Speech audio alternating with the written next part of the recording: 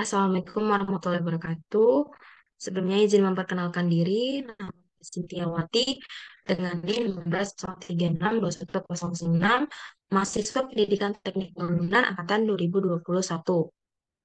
Pada kesempatan kali ini, saya akan membahas mengenai analisis kompetensi dasar pada mata kuliah strategi dan media pembelajaran.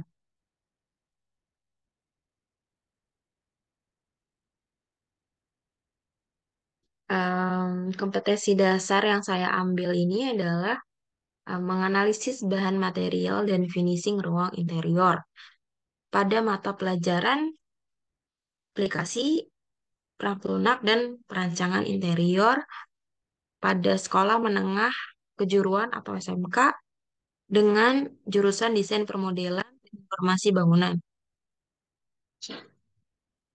Peserta didik nantinya akan menganalisis mengenai material finishing interior bangunan, kemudian eh, akan hasil analisisnya akan dipresentasikan di depan kelas dan diharapkan peserta didik dapat menjawab pertanyaan yang diajukan oleh peserta didik lainnya maupun pertanyaan yang diajukan oleh guru mata pelajaran tersebut. Lalu ada pun media pembelajaran yang digunakan adalah laptop, proyektor, modul, dan slide presentasi. Jadi laptop dan proyektor ini digunakan sebagai dalam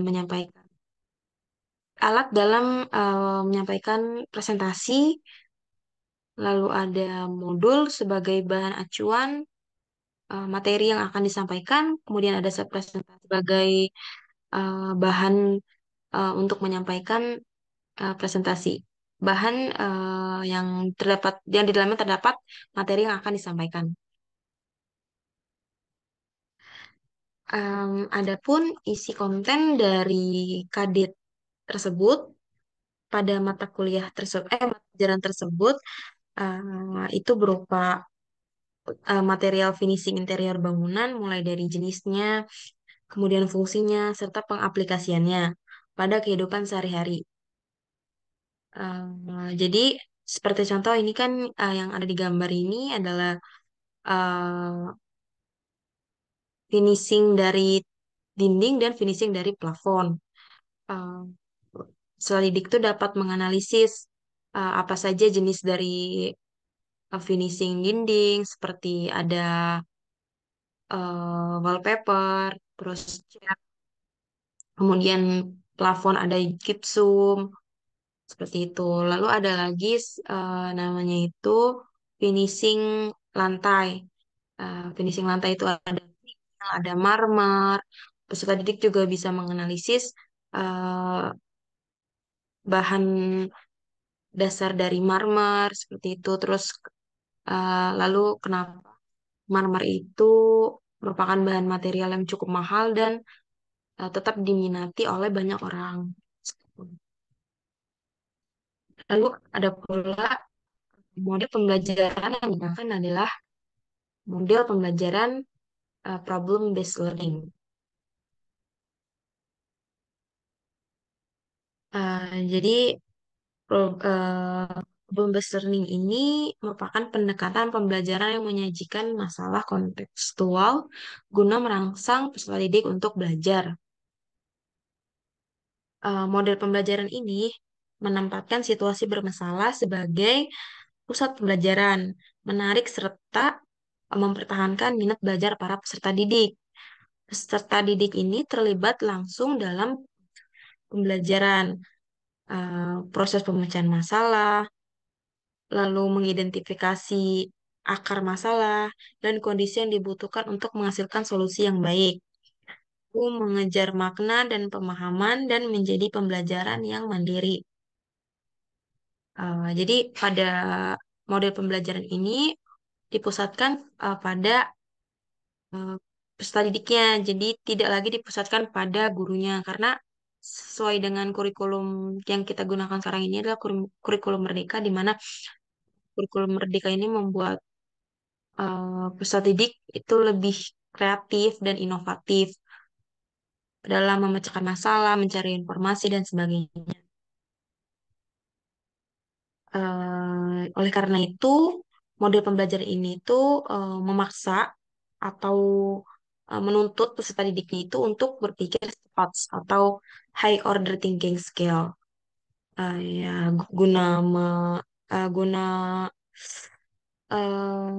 meningkatkan kreativitas, terus eh, agar peserta didik terampil dan inovatif.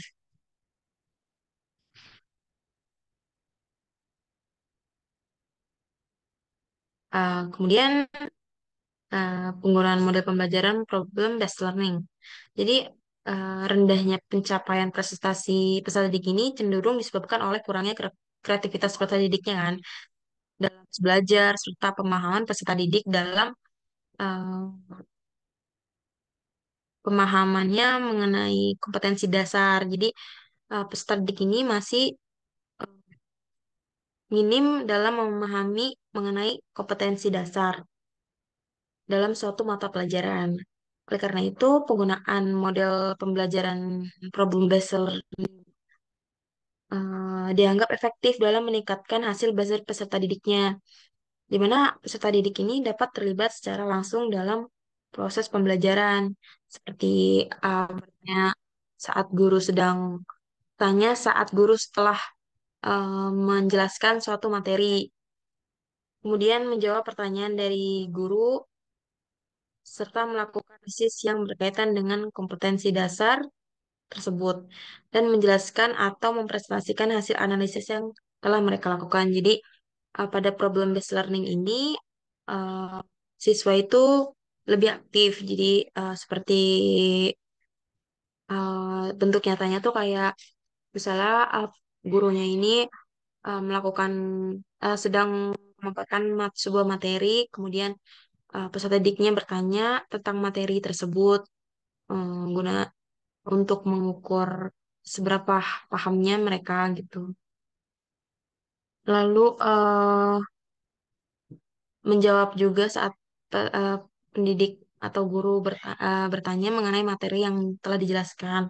Lalu kan melakukan interpretasi seperti yang sudah dijelaskan di atas. Jadi menurut saya pribadi penggunaan model pembelajaran problem based learning ini sangat tepat pada KD yang saya pilih yaitu menganalisis bahan material dan finishing ruang interior. Karena sesuai dengan kurikulum yang telah kita gunakan sekarang yaitu kurikulum Merdeka itu membuat kita eh, semakin berpikir kritis. Jadi kita dalam memecahkan masalah eh, dapat mampu berpikir secara kritis terus eh,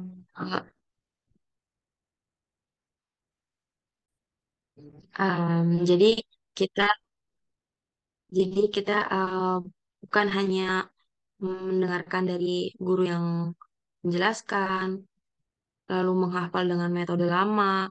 Jadi dengan kita mempresentasikan hasil analisis kita, kita jadi menghafal. Jadi kita tuh hafal dengan materi yang eh, telah dianalisis tersebut. Jadi bukan cara menghafal kita tuh bukan hanya dari eh, pemaparan dari guru saja seperti itu. Jadi sekian presentasi yang dapat saya sampaikan. Kurang lebihnya mohon maaf. Wassalamualaikum warahmatullahi wabarakatuh.